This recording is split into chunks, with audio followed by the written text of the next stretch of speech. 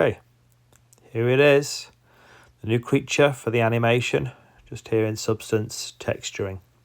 Currently I'm texturing the iris and the retina, just putting on some tunes here, and here we go.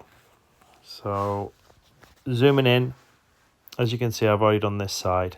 I've done a red outer rim. On this side I haven't done it. I'm just looked at it and it just wasn't enough. I did a brown at first, and the brown just doesn't give the eye enough, as I would say, pop or relief. So I'm going to add a bold red right now. So I'm just putting in a fill layer. Here we go, red. Taking the roughness right down. There it's high, that's right down. So there's no glossy sheen to it. Then I make a black mask, and then I'm just going to right click and add paint. Okay, and then I'm looking to which brush, and I have chosen the leather brush, which emulates little cracks of leather, which I do like. I've used it quite a few times now, and it's really quite good. So here I go. Just in between each section, you can see it's slightly grooved. I'm just adding some of this bright red, starting to embed the texture and to really make it stand out. Each little section that's embossed is really going to starts to exemplify those little sections. And then you can see also there's just a little bit of an indentation or a little bit raised at the edge of the iris. I looked at a lot of eyes, and irises do have this little raised edge at the end of the iris. So already you can see as soon as I start to put this red in, it's making a huge change and the appearance of the eye. It's deepening. It gives the eye better depth. Excuse me. Starts to highlight these little indentations well. So just making my way around. You can see on the other section I've already highlighted the inside embossed areas with quite a bright colour, and I used metallic and a high level of roughness for there, so it really highlights those sections. But I found it just wasn't enough with the brown. So putting in this nice bright bold red. Each groove section now, just making my way around. Peeling it in. I'm using a 0.1 with the leather, so the lowest setting. And just little flicks. Nice and loose with the pen.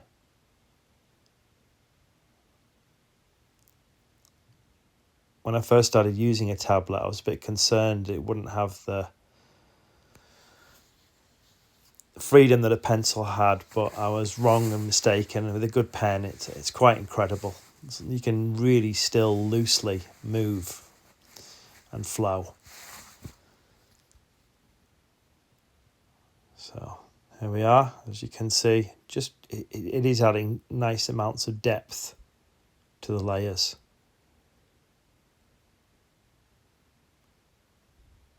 And the retina there, you can see I've got a little bit of a cascade in the lighter colours. I think I need to darken that just a touch before I put the sclera on, but it should look pretty good. I'm undecided about the outer. The cracks don't seem to appear at the moment, but I looked at lizard's eyes and they are quite incredible. It's not like normal bloodshot corners on the edge of their eyes. It's a lot more fragmented.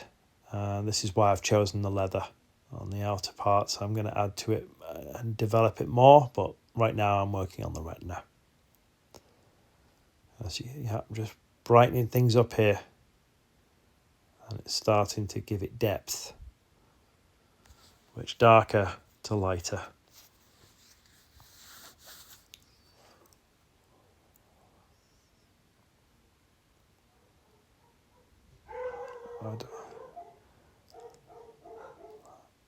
I don't like to go too dark initially. There, just those sections, just adding a little bit, and that, look, do you see the highlight there? Just completely changed that section then, made that stand out a lot more. That's the beauty of texturing. I do like the modelling and texturing side of things, and it's a long process, but it's labour of love.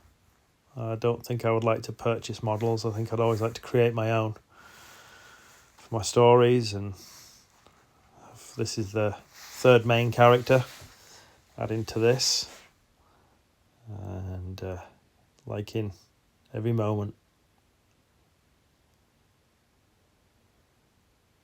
Just looking at it from different angles now, seeing how it's appearing, always checking what I'm doing, looking at the different angles, the way the light affects it. But now I've increased the size. As you can see, just doing the outer edge.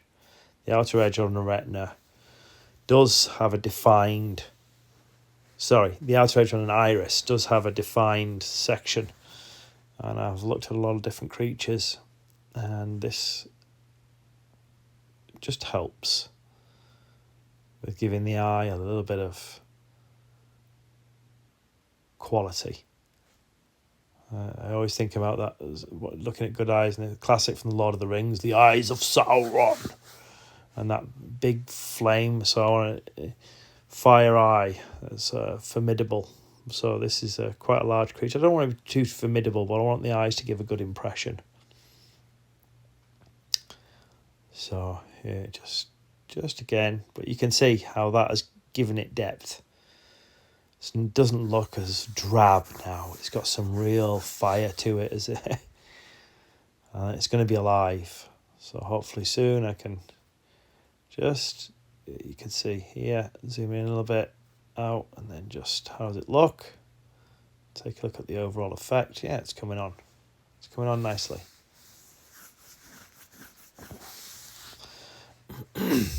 There. That's when you start to see different. Oh, a little bit of a mistake at the back there. I'm just going to have to probably fix that. Sometimes that happens and it goes through. I'll just make sure that's all right. But then here we go. I think I'm going to fix that now.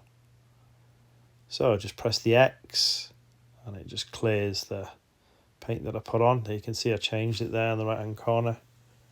It's just like an eraser, gets rid of it. It's great. Back to coming around. And see how the edge looks now.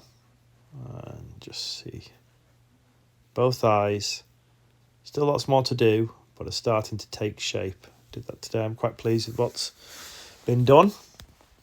I'm looking forward to getting this character into rigging and fully rig this character. I'm looking forward to seeing how I do with wings, various, and making the skin perhaps flap a little bit and trying to work out some different aspects of that. It'll be interesting. So, final little touches and then see how it looks. Put with the rest of the creature.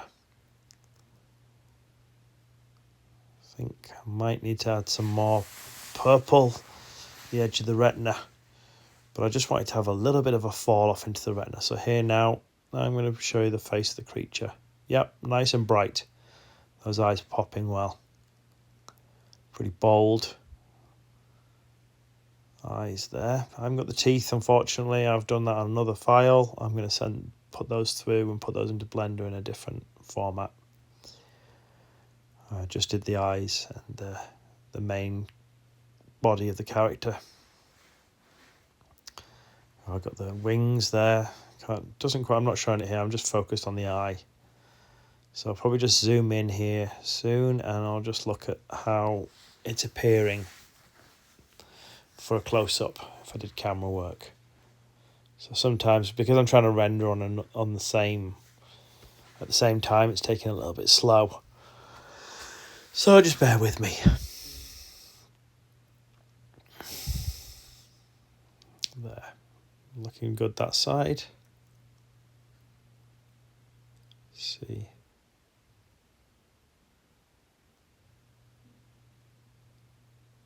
Yeah. think, there we go. Now this is it. Going to zoom in. See this wattle hanging down. I'm going to rig that wattle so it flops from side to side. We're just going to zoom in on the eye here, just see how it's doing. Yeah, I'm liking it, I think.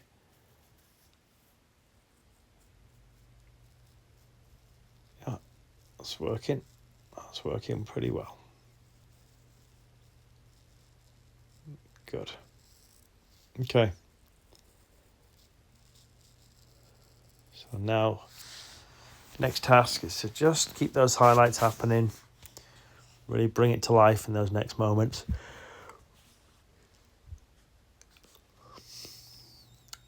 That's from the front.